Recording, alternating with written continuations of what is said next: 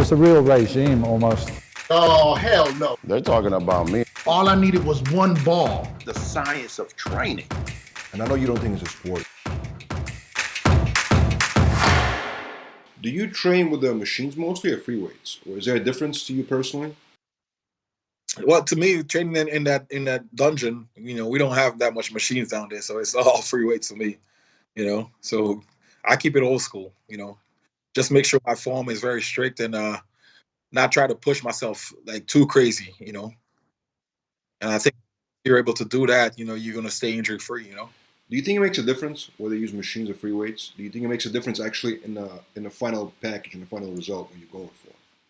I think so. I think, for example, if you have 200-pound dumbbells and you're doing like, incline presses or whatever the press is, it's a lot more harder than doing, 200 pounds on a machine, because you got to stabilize all that weight with the dumbbells and stuff like that. So I think when you train free weight, you stabilize the muscles more. The muscles got to be stabilized more.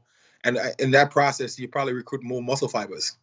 So I'm sure the body would respond a lot better, because you're constantly stabilizing in the weights to do the movement.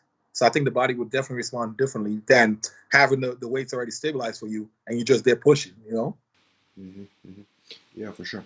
What is the secret to in your off season, right?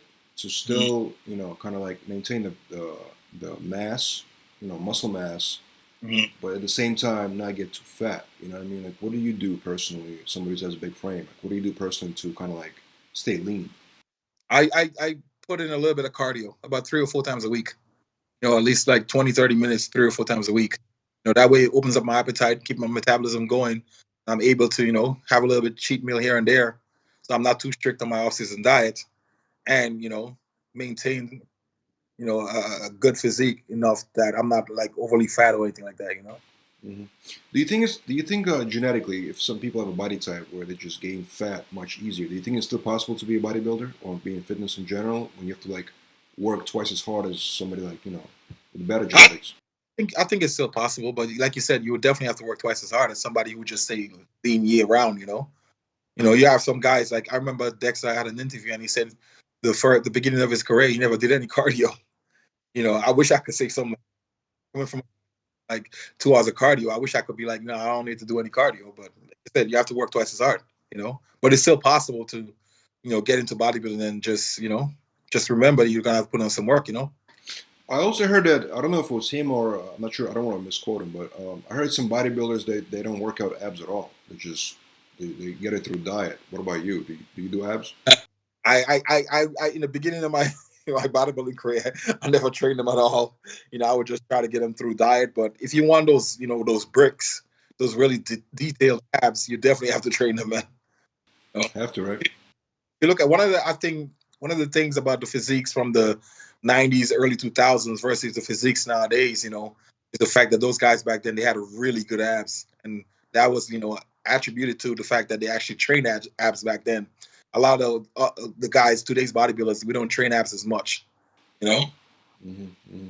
That's true. But do you train them now? Yeah.